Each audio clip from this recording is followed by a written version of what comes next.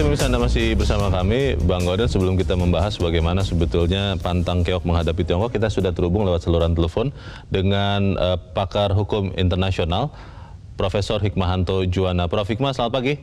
Selamat pagi, Mas Ayu. Ya, Prof. Hikmah, kita melihat ada langkah, saya tidak tahu apakah berani, apakah nekat yang dilakukan oleh kapal-kapal Tiongkok, baik kapal nelayan dan terakhir malah sampai kawal, semacam dikawal begitu oleh Coast Guard-nya. Dan kemudian kita juga melihat ada respons yang juga tegas dilakukan oleh pemerintah Indonesia. Pertanyaannya, apakah kemudian respons yang dilakukan oleh pemerintah Indonesia ini sudah cukup, Prof? Nah begini, pertama kalau kita bicara respon, sebenarnya sudah disampaikan secara tegas oleh Ibu Menteri Luar Negeri ya. Itu pendapat pemerintah menurut saya, karena walaupun disampaikan oleh Ibu Menlu, tapi kan hasil rapat di kantor Menko Polhukam. Empat poin yang penting. Pertama, Indonesia menganggap bahwa ada pelanggaran oleh Coast Guard.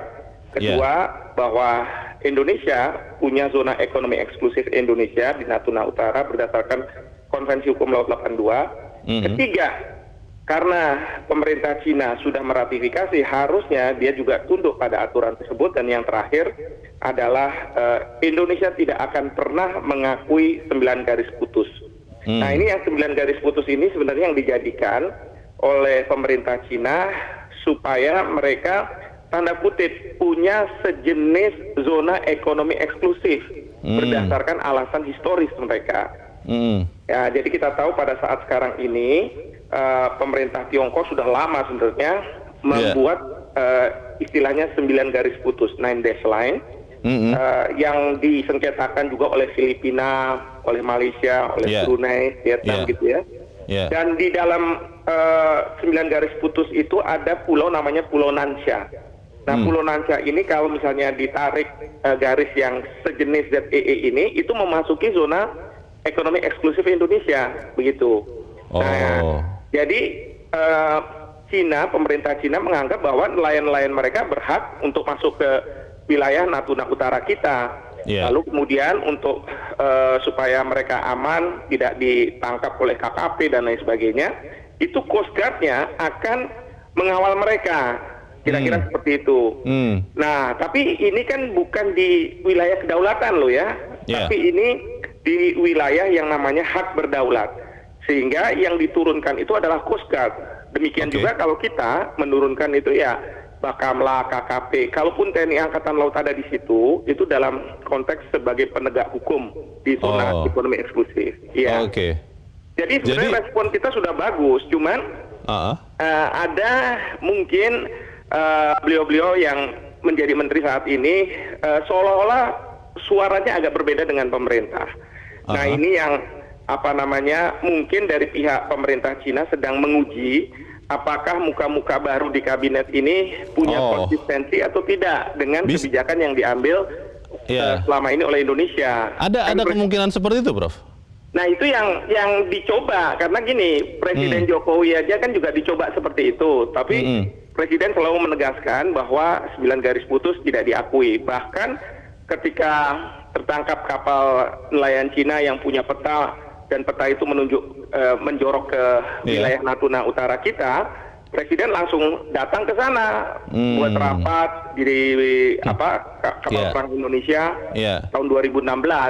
Nah, mungkin ini sekarang pemerintah Cina mau melihat apakah konsistensi itu ada atau tidak, karena kan Menteri Perikanan mengatakan bahwa kalau nanti ditangkap tidak perlu lagi ditenggelamkan. Jadi seolah-olah lunak gitu. Nah, ini yang dicoba, apakah memang demikian. Nah, oleh karena itu Pak Menhan menurut saya juga jangan mengatakan kita bersabar atau cool, tapi harusnya Pak Menhan juga tegas mengatakan bahwa kita akan ke Natuna Utara. Saya akan melihat sendiri kondisi di sana seperti apa. Jadi untuk menunjukkan bahwa Indonesia konsisten, 2016, 2020 sama seperti itu. Tapi menurut saya ini satu hal, Mas Leo ya, tidak perlu kemudian TNI kita seolah-olah mau siap-siap berperang. Karena ini bukan masalah kedaulatan yang dilanggar oleh Coast Guard itu, tapi ini hak berdaulat. Nah, bedanya apa sih, Prof? Masalah kedaulatan dan hak berdaulat itu apa? Nah, bedanya begini, kalau kedaulatan itu kita kalau ada kapal-kapal asing berhak untuk meminta dia keluar karena ini di wilayah kedaulatan sovereignty. Oke. Ya, ini wilayah eksklusif dari satu negara. Tapi kalau hak berdaulat itu kita bicara soal sumber daya alam. Jadi kalau misalnya kedaulatan itu 12 mil dari titik terluar, tapi kalau misalnya hak berdaulat itu yang 200 mil. Artinya ikan-ikan di situ kalau ditangkap dan lain sebagainya tanpa persetujuan dari kita Indonesia, maka kita menganggap illegal fishing, gitu kan? Itu yang kemudian ditangkap. Tapi bukan untuk kemudian tanda kutip mungkin yang dipersepsikan oleh publik juga untuk dipertahankan oleh TNI kita. Karena di hak berdaulat itu di laut lepas, tidak boleh ada kedaulatan di situ. Kira-kira seperti itu. Baik, ini sesuatu yang penting juga diketahui semua supaya sikapnya menghadapi peristiwa ini proporsional begitu ya Prof ya? Betul sekali, jangan sampai nanti pemerintah Cina atau masyarakat di Cina tertawa seolah-olah Indonesia ini tidak bisa membedakan antara apa yang disebut kedaulatan dan hak berdaulat. Tapi kalau kemudian misalnya ada kapal-kapal penangkap ikan yang sudah jelas-jelas terbukti melanggar kedaulatan Indonesia dan tidak ditenggelamkan, itu sebetulnya sinyal yang baik apa biasa-biasa atau seperti apa, Prof? Ya, itu yang harusnya sinyal baik untuk Cina, tapi sinyal nggak baik untuk Indonesia, seolah-olah ada lunak kan gitu. Iya, itu sinyal baik untuk pencuri ikan, tapi sinyal tidak baik diberikan dari Indonesia, begitu ya Prof ya? Iya, betul. Nah, baik. jadi yang sekarang harus dilakukan itu, kalau menurut saya, kapal-kapal KKP kita justru harus melindungi nelayan-nelayan kita di Natuna Utara, karena mereka suka dihalau-halau juga oleh Coast Guard Cina, begitu. Iya. Harus lindungi ya. Dilindungi. Nah, sekarang yang jadi masalah itu kalau misalnya otoritas dengan otoritas berhadapan. Jadi kemarin tuh ada kapal Bakamla dengan Coast Guard dari Cina. Mereka diminta untuk keluar. Kalau Vietnam, seperti kejadian beberapa waktu lalu dengan Indonesia, itu kapal Coast Guard Vietnam itu menabrak-nabrakan ke otoritas kita. Nah, itu sebenarnya nggak boleh tuh, karena apa? Membahayakan keselamatan pelayaran. Betul. Nah, memang ini yang jadi masalah sekarang adalah bagaimana kita bisa mengusir Coast Guard itu dari wilayah yang dia klaim, tapi kita nggak akui klaim itu. Baik, terima kasih Profesor Hikmahanto Juwana untuk pencerahan pagi ini. Selamat pagi, Prof. Baik, sama-sama. Selamat pagi. Sudah sangat jelas diceritakan, tetapi kelihatannya kenapa kemudian seakan-akan Bang Gaudens ada beberapa menteri di kabinet yang sekarang kelihatan terlalu berhati-hati. Mungkin bahasa yang paling santun seperti itulah dalam menyikapi hal ini. Kenapa, Bang? Bukan berhati-hati sih sebetulnya. Tidak tahu aja. Tidak tahu? Tidak tahu. Kenapa disebut tidak tahu? Karena negara dalam hal ini Kementerian Luar Negeri sudah tegas kok sikapnya.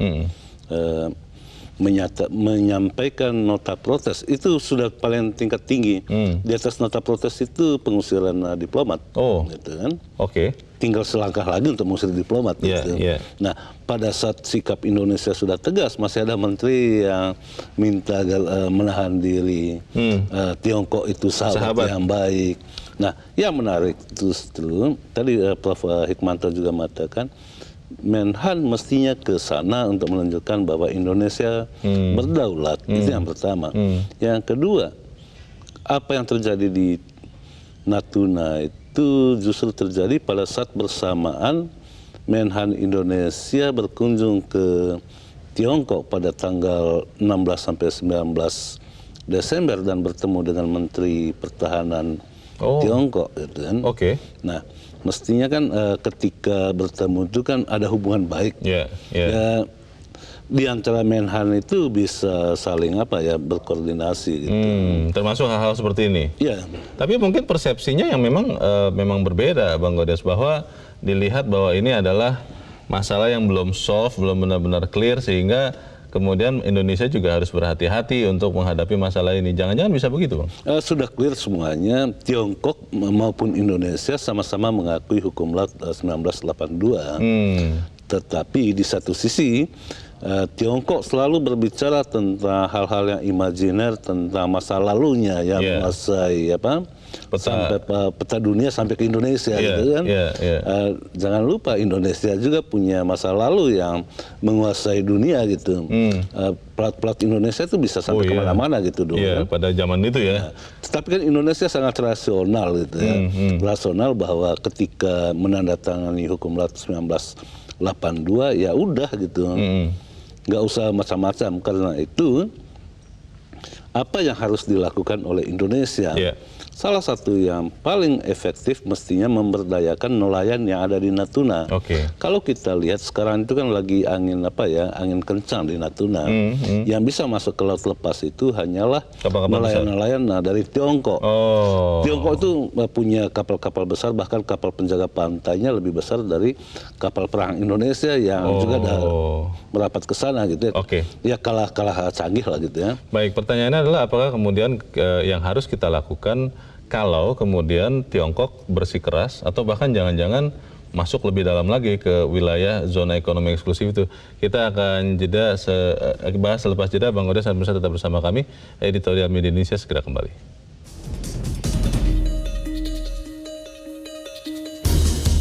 Terima kasih pemirsa, Anda masih bersama kami. Kita masih membahas bagaimana kita harus pantang keok menghadapi Tiongkok. Kita saat ini akan mendengarkan dulu pendapat dari pemirsa Metro TV, Bang Godens. Kita sudah terhubung dengan pemirsa Metro TV di Depok, Jawa Barat.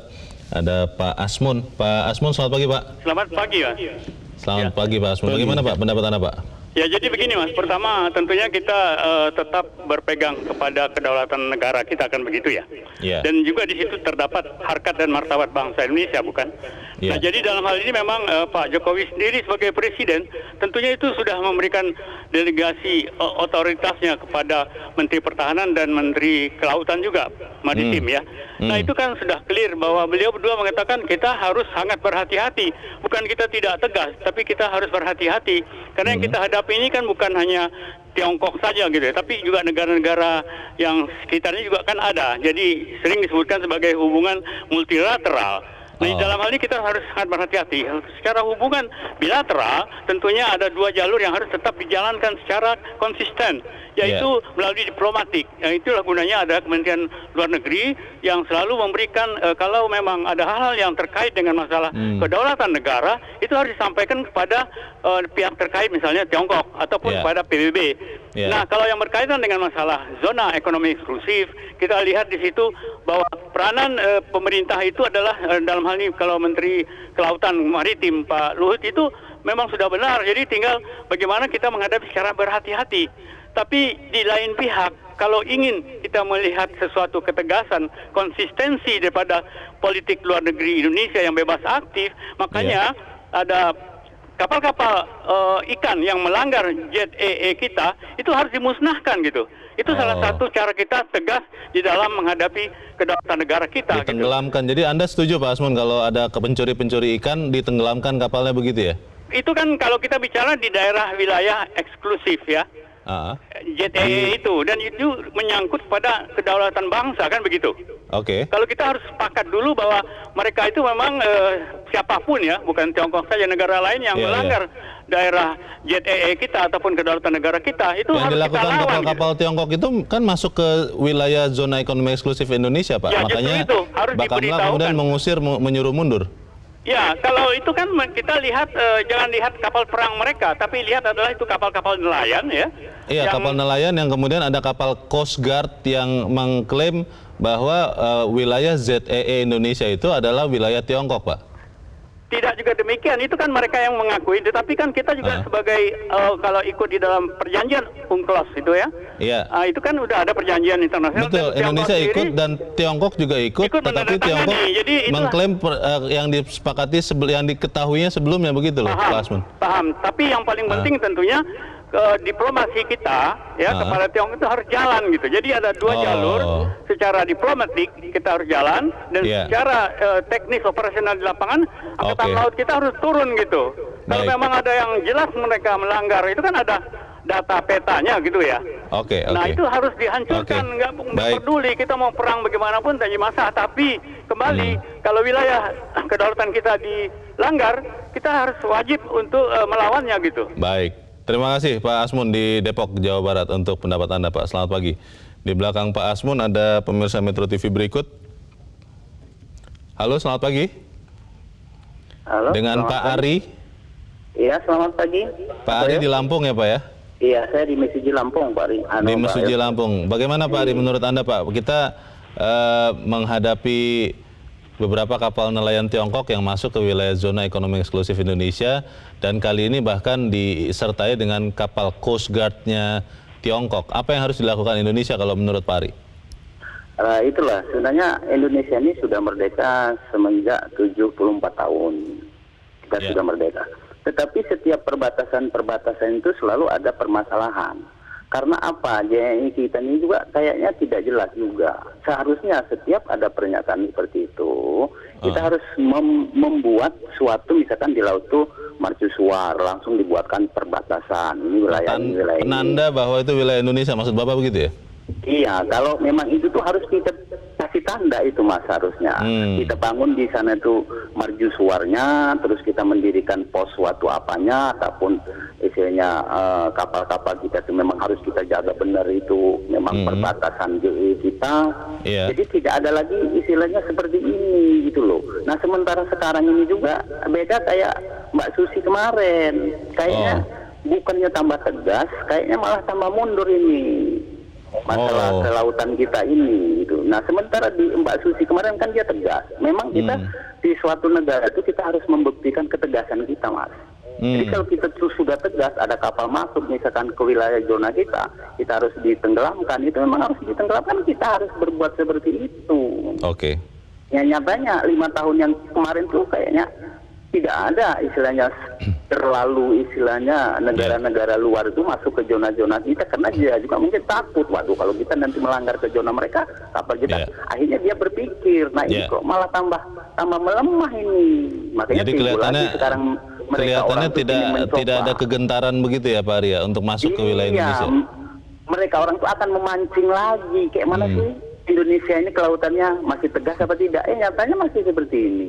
Nah, makanya justru itu setiap perbatasan itu kalau bisa kita buatlah suatu perbatasan yang benar. Atau misalkan di laut kita mendirikan suarnya apa gimana kan, itu pun harus ada pos-pos di situ tiap hari kita jagain apa.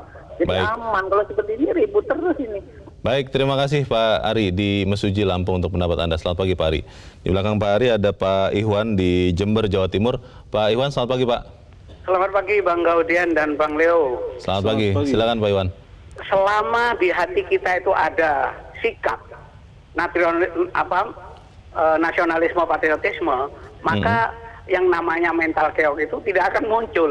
Sedangkan persoalannya adalah kita ini negara yang merdeka berdaulat dan kita punya istilah itu zona ekonomi eksklusif itu bagi kita. Sedangkan kita harus tahu bahwa Laut Cina Selatan itu timbul problem internasional. Jadi kalau Cina datang ke tempat kita dekat dengan Natuna dan bahkan bisa disebut masuk ke Indonesia, nah itu sea war itu sebenarnya. Lalu ngecek bagaimana Indonesia, apakah mereka itu bersikap tegas apa enggak terhadap kemerdekaan dan kedaulatannya. Nah untuk itulah hubungan bilateral ini dimanfaatkan sungguh-sungguh. Ngomong dengan Cina, kita protes kalau memang itu mereka masuk ke sini. Dan yang kedua itu internasional jelas masuk ke PBB misalnya. Nah itu persoalan yang kita hadapi. Jadi kalau ingin damai bersiaplah perang. Itu rupanya Pak Prabowo rupanya begitu. Kalau ingin damai siap perang. Jadi kita siap saja. Jangan kita khawatir kalah teknologi. Mereka menggunakan teknologi tinggi, tidak. Kita siap untuk menghadapi, malah justru kita punya kelebihan perang konvensional itu tidak dimiliki oleh internasional. Baik. Terima kasih Pak Iwan di Jember, Jawa Timur. Selamat pagi Pak. Di belakang Pak Iwan ada Pak Edward di Bengkulu. Pak Edward, selamat pagi Pak. Selamat pagi Bung Gadian, selamat pagi Bung Leonard. Selamat pagi Pak, silakan Pak Edward. Dengan kejadian di Timna ini kita sangat prihatin bahwa dimana pemerintah sangat berat dalam mengurus negara ini rupanya. Selain dari gangguan dari dalam negeri juga ini muncul dari luar negeri. Yang ingin saya soroti begini, bahwa ada Persatuan Bangsa-Bangsa PBB dengan UNCLOS-nya, Cina dan Indonesia anggota. Mereka harusnya sama-sama taat. Nah ini kita nggak tahu, ini kenapa Cinanya membandel. Ada apa ini dengan Cina? Kalau seperti yang disampaikan tadi, mereka seperti Pak Hikmawanto sampaikan bahwa mereka akan ngetes ini menteri-menteri. Mungkin juga. Karena pernyataan menteri selama ini kan kayaknya backstep ya, mundur ke belakang gitu loh. Ketegasannya nggak ada ketegasan. Nah mungkin ini perlu diambil tindakan betul, harus diplomasi, karena perang itu terlalu banyak yang dikorbankan. Hal yang begini, hubungan internasional, hubungan kita negara sahabat, ya betul kita diplomasi lah. Tapi kalau tidak ya berarti harus angkat senjata. Seluruh rakyat Indonesia akan membela kedaulatan negaranya, tidak mungkin akan menyerahkan negaranya kepada negara lain. Ini harga diri bangsa kita nggak mau kita jual dengan harga murah gitu kan. Tetapi itu tadi, diplomasi harus kita utamakan. Tapi tidak ada negosiasi. Saya setuju dengan Pak Mahfud MD. Tidak ada negosiasi tentang wilayah daerah. Ini keputusan internasional, harus diakui seluruh bangsa-bangsa yang menjadi anggota PBB. Karena Cina juga anggota PBB. Mudah-mudahan diplomasi kita dengan pakar-pakar diplomasi, dengan hukum-hukum yang dapat, kita bisa memenangkan persenjataan ini, perseteruan ini. Baik, terima kasih Pak Edward di Bengkulu, Pak. Selamat pagi. Para pemirsa, kelihatannya seragam bahwa kedaulatan itu harga mati, tapi kita akan bahas selepas jeda. Bang Odes dan pemirsa tetap bersama kami. Editorial Media Indonesia segera kembali.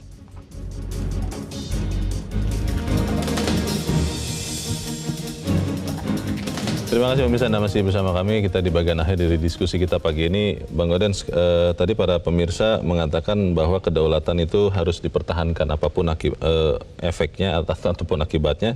Dan juga ada beberapa yang mempertanyakan, jangan-jangan benar seperti yang diindikasikan oleh Profesor Hikmahanto bahwa jangan-jangan memang Tiongkok ini sedang mengetes begitu. Apakah pemerintah Indonesia dalam hal ini adalah menteri-menteri yang baru bergabung itu punya sikap yang berani, tegas untuk melawan kapal-kapal penangkap ikan mereka. Bagaimana Bang Odes? Ya tidak perlu ditesis sebetulnya, memang sudah kelihatan itu. Kalau kita lihat pada 2016 sampai 2019 itu tegas sekali Indonesia menenggelamkan. Kapal-kapal dari Tiongkok pun ikut ditenggelamkan. Nah itu dalam kerangka penegakan hukum. Penegakan hukum itu artinya kapal-kapal itu ditangkap dan diseret ke pengadilan, dibawa ke pengadilan. Ketika diputuskan bersalah, baru otoritas Indonesia menenggelamkannya. Kapal-kapal itu. Penenggelaman itu memang diatur di dalam undang-undang. Nah, itu yang tidak tampak saat ini, apalagi ada pemberian sinyal bahwa penegakan hukum tidak diikuti dengan menenggelamkan kapal, sehingga kapal-kapal asing itu bukan hanya datang ke Natuna, tetapi menyerbu Natuna. Beramai-ramai? Beramai-ramai. Nah itu yang pertama. Nah kedatangan kapal-kapal Tiongkok itu sudah diketahui oleh Badan Keamanan Laut Indonesia, Bakamla itu pada tanggal 10 Desember. Pada 10 Desember itu Bakamla mendapat informasi dari negara lain bahwa akan datang kapal-kapal dari Tiongkok. Nah, Bakamla udah datang ke Natuna Utara. Nah, ketika itu kapal-kapal dari Tiongkok itu kan baru masuk ke wilayah Natuna itu kan pada tanggal 19 Desember. Pada tanggal 19 Desember itu diusir kapal-kapalnya. Kapal-kapal nelayan itu pergi. Baru pada tanggal 24 Desember masuk lagi gitu. Dengan sampai sekarang, sampai kemarin itu masih ada. Masih ada? Ya, dan dikawal oleh Coast Guard-nya. Nah, apa yang dilakukan oleh Bakamla itu memang sudah benar, dan mestinya Bakamla itu, kapal-kapal Bakamla dan kapal-kapal dari KKP itu mestinya berada di paling depan, bukan tentara di paling depan. Bukan mesin perang kita yang paling depan, tetapi sipil. Karena yang dihadapi itu adalah kapal nelayan. Gitu. Aturannya harusnya begitu, aturan internasionalnya. Mengapa kapal-kapal perang Indonesia masuk ke Natuna? Karena dalam kerangka kedaulatan, bukan yang disebut oleh Pak Hikmahanto hak berdaulat. Hak berdaulat itu kan di zona eksklusifnya. 200 mil laut.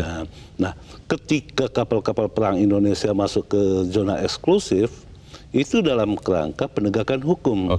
Karena di dalam hukum Indonesia, penegak hukum di laut itu adalah angkatan laut, bukan kepolisian. Gitu.